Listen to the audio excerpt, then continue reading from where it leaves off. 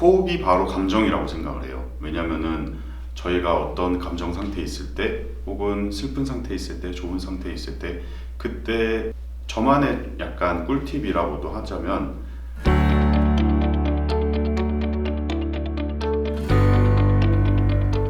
안녕하세요. 저는 연세대학교 성악과를 졸업한 16학번 김석준입니다.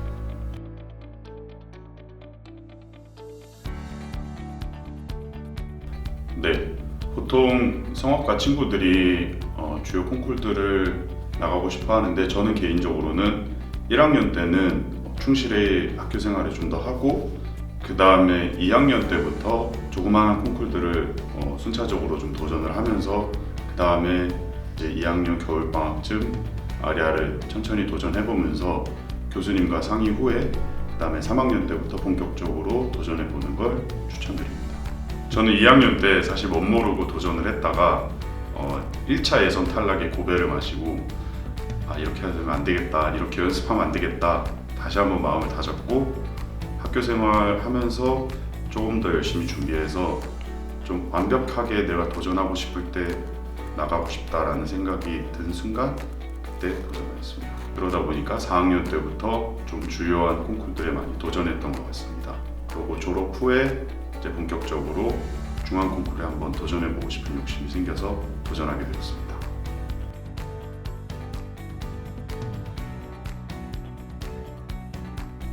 네, 저는 콩쿨곡 선정에서는 가능한 1차, 2차 예선에서는 꼭 모차르트 아리아를 하나를 꼭 넣어서 공부를 했었고요. 왜냐하면 기본기를 교수님들은 또 심사위원분들은 많이 보고 판단하실 거라는 생각이 들었고, 기본적으로 너무 감정적인 변화나 너무 어려운 곡을 선택하는 것이 그렇게 좋지 않다는 생각이 들어서 가능한 기본기와 그리고 딕션, 뉘앙스를 많이 살려주는 그런 곡들을 준비해서 도전하였습니다. 본선 무대 같은 경우에는 가능한 좀 감정적인 변화, 그리고 격정적인 감정의 변화들이 많은 아리아를 선택을 했고, 사실 제가 그런 부분에서 조금 장점이 있다고 생각을 해서 그런 아리아들 위주로 불러보았습니다.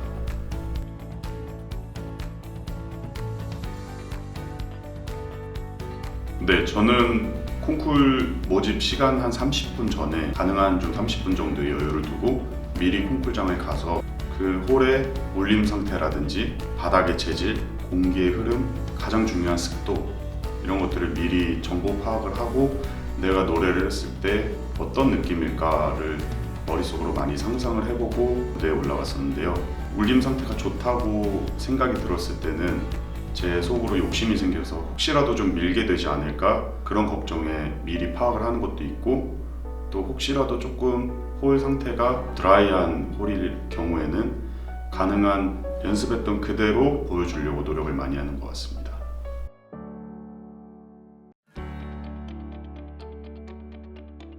네, 저는 감정 표현에 있어서 조금 더 좋은 점수를 받지 않았나라는 생각을 해봅니다. 모든 예술의 정점은 사실 연기, 액팅이라고 생각을 하거든요. 왜냐면은 어떤 오페라든 어떤 가곡이든 그 노래를 부르는 화자의 심정, 그 오페라에 나오는 주인공의 심정, 그 전 상황, 그리고 그 후 상황, 그리고 그 주인공의 특징, 캐릭터, 이런 모든 것들이 다 음악 안에 들어있다고 생각을 해요. 혹여라도 가곡일 경우에라도 그 시의 느낌, 어떤 느낌으로 이 시를 읽었을까, 혹은 낭송했을까를 고민해보면서 가능한 그 텍스트에 대한 분석을 많이 했던 것 같습니다.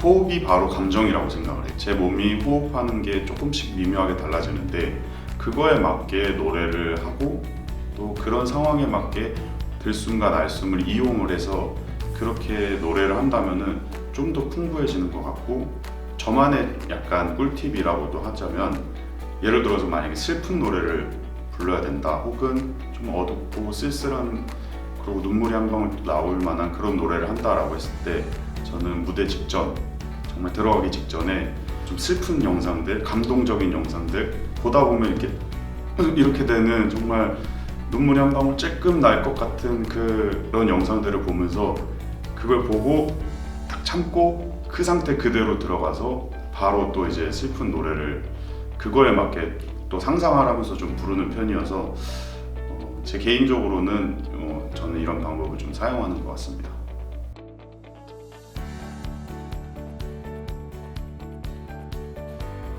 가능한 사실은 저는 좀 규격화된 발성보다는 조금 더 유연한 발성을 좀 하고 싶다라는 생각이 많이 들었고, 또 소리에 대한 부분에서 여러 가지 색깔을 좀 많이 내보고 싶었어요. 한 가지 색깔만, 한 가지 발성만, 항상 똑같은 소리를 내는 성악가가 아니라 이런 상황에서는 이런 생각으로 이런 색깔의 소리를 또 내고, 또 이런 또 상황에서는 또 다른 색깔을 또 낼 수 있는 그런 여러 가지 색깔을 가진 성악가가 되고 싶어서 고착화된, 그리고 너무 규격화된 발성보다는 조금 더 여유롭게 그리고 좀 더 유연한 발성으로 공부를 했던 것 같습니다.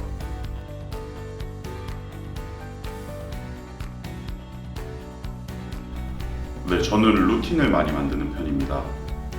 너무 심하게는 아니지만 가능한 가장 좋았던 날의 목 상태라든지 제가 어떤 생각을 해서 노래를 했었는지에 대한 그런 기록들을 좀 자주 하는 편이고요.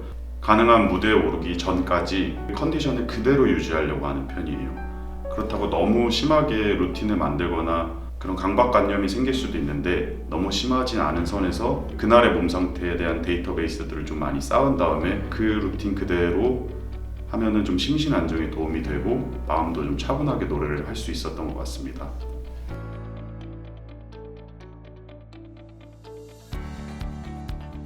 저는 국제 콩쿠르를 한번 준비하려고 생각을 합니다.